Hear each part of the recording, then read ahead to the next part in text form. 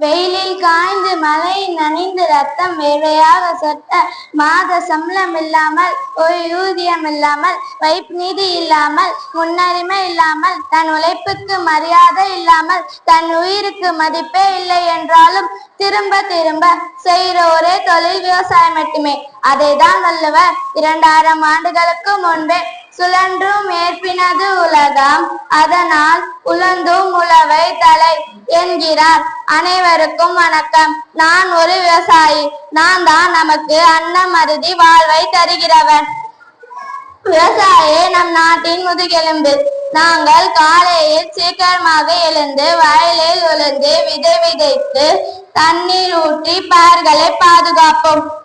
மனப்பார மாடு கட்டி மாயவதா ஏறு பூட்டி வயக்காட்ட உழுது போடு சின்ன கண்ணு பசு தலையை போட்டு பாடு பாடு சிலக்கண்ணு.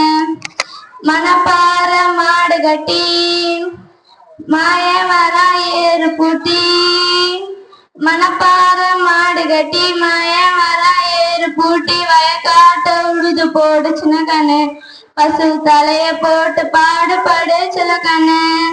நம் நாட்டுப்புற பாடலை பாடி பசுமை நிறைந்த வயலில் வேலை செய்வேன். விவசாயிக்கு மட்டுமே தெரியும் விவசாயம் ஒரு தொழில் அல்ல. ஒரு மனிதனுக்கு எவ்வாறு மூச்சு காற்று தேவைப்படுகிறதோ அது போன்றதான் விவசாயி மூச்சு காற்றாக விளங்குவது நெற்கதிர்கள். படித்தால்தான் வேலை கிடைக்கும் என்று சொல்லிக் கொடுக்க சமூகம் விதைத்தால்தான் சோறு கிடைக்கும் என்று கூறி முன்வர வேண்டும். மழை குறைந்தாலும் வெயில் அதிகமானாலும் நாங்கள் உழைப்பை நிறுத்த மாட்டோம். ஏனால் நாட்டின் உணவு எங்கள் பேரில்தான் உள்ளது. நாங்கள் உழைப்பை நிறுத்தினால் உங்களுக்கு சோறு கிடைக்காது. நம் நாட்டின் பொருளாதாரத்தை மிக முக்கிய பங்களிப்பது விவசாயம் என்று சொன்னால் மிகையாக. உணவளிக்கும் மற்றும் பெருமையான தொழிலாக விவசாயம் மட்டுமே. அத்தகைய விவசாயத்தை இயற்கையோடு இணைந்து பாதுகாக்க வேண்டும். ஆனால் இப்போ நவீன விவசாயம் அதிக விளைச்சல் என்ற போகத்தில் நம் மண்ணை பாழாக்கி கொண்டு வருகிறோம். உலகமே உள்ளங்கையில் கொண்டு வர முடியும்.